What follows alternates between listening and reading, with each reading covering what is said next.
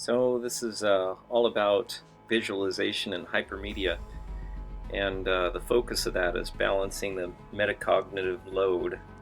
So to balance the metacognitive load, there's visual components in hypermedia that you have to be aware of, such as the typography, and that's the fonts used, how the text is highlighted, and the line position.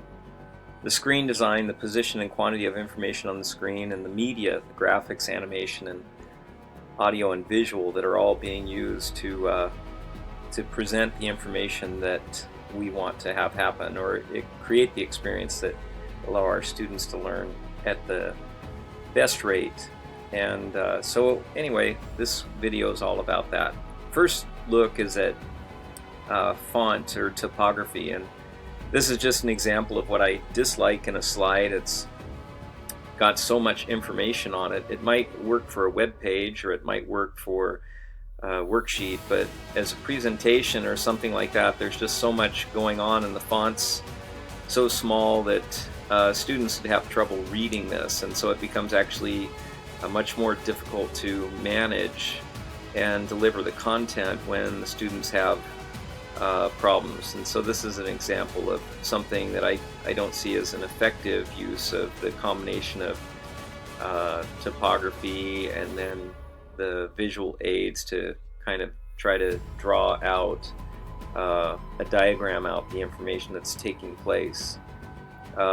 This would make the metacognitive load more critical.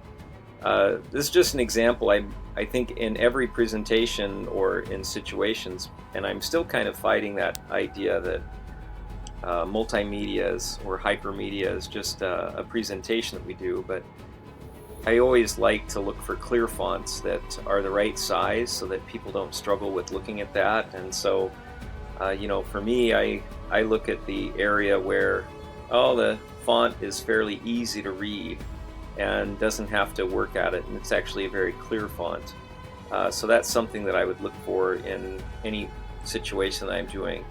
Another thing that I like in hypermedia, this is just a personal preference, is things that have high contrast. When I utilize color and fonts and things like that, I think it highlights things that want to be highlighted, contrasting things, but it has to be always, for me, the colors don't get in the way of what you want to communicate and what you want to take place. And so this is just an example of a good contrast.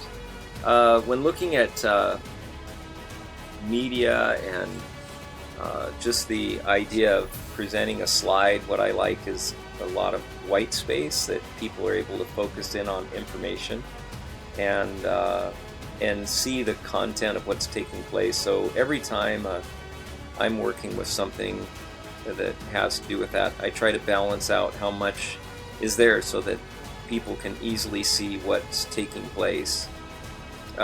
Also, when it comes to media and presentations, what I like about media is it can help us see patterns and show patterns to students. So when we start looking at these things, media should always be able to help us visualize those patterns. What I dislike in media is when we have so many things going on that, it might be effective in creating a sense of drawing somebody in, but it definitely doesn't bring any focus to any one particular thing. So this is an example of things that when there's too many things going on, it actually becomes a distraction. Also, when it comes to presenting media, there are certain things that work well in worksheets, and I think that that's kind of the old school. But in a presentation or in a situation when there's too many things going on, it just makes it difficult, because so much time can be spent focusing in on each individual one that it makes it kind of difficult. So this is an example for me that doesn't work well with a hypermedia presentation. But the goal that we have is to balance the metacognitive load.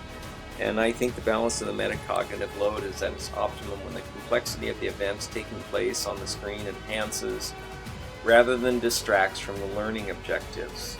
And so I see I'm missing two words there. And so I'll do an edit on that. But that's it for now, and it was fun to work with these tools.